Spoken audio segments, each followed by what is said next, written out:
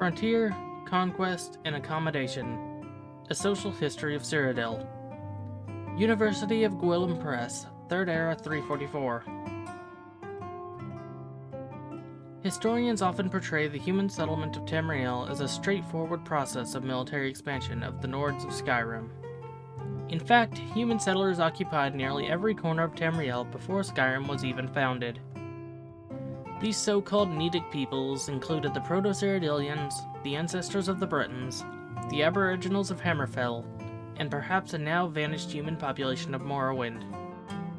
Strictly speaking, the Nords are simply another of these Nedic peoples, the only one that failed to find a method of peaceful accommodation with the elves who already occupied Tamriel. Ysgramor was certainly not the first human settler in Tamriel. In fact, in fleeing civil war in Admora, as the Song of Return states, Ysgramor was following a long tradition of migration from Admora. Tamriel had served as a safety valve for Admora for centuries before Ysgramor's arrival. Malcontents, dissidents, rebels, landless younger sons, all made the difficult crossing from Admora to the new world of Tamriel. New archaeological excavations date the earliest human settlements in Hammerfell, High Rock, and Cyrodiil at Merithic Era 800 to 1000, centuries earlier than Ysgramor, even assuming that the 12 Nord kings prior to Harald were actually historical figures. The Nedic peoples were a minority in a land of elves, and had no choice but to live peacefully with the Elder race. In High Rock, Hammerfell, Cyrodiil, and possibly Morrowind, they did just that, and the Nedic peoples flourished and expanded over the last centuries of the Merithic Era. Only in Skyrim did this accommodation break down, an event recorded in the Song of Return.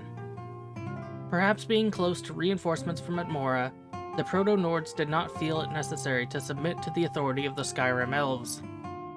Indeed, the early Nord chronicles note that under King Harald, the first historical Nord ruler, 1st Era 113 to 221, the Admoran mercenaries returned to their homeland, following the consolidation of Skyrim as a centralized kingdom.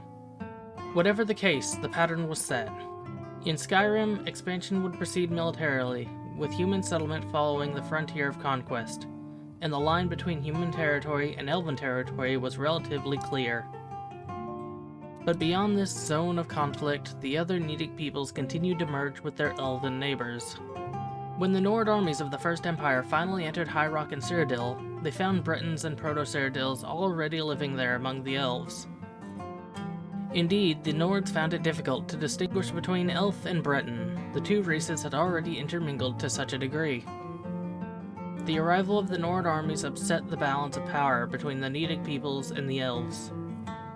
Although the Nords' expansion into High Rock and Cyrodiil was relatively brief, less than 2 centuries, the result was decisive. From then on, power in those regions shifted from the elves to the humans.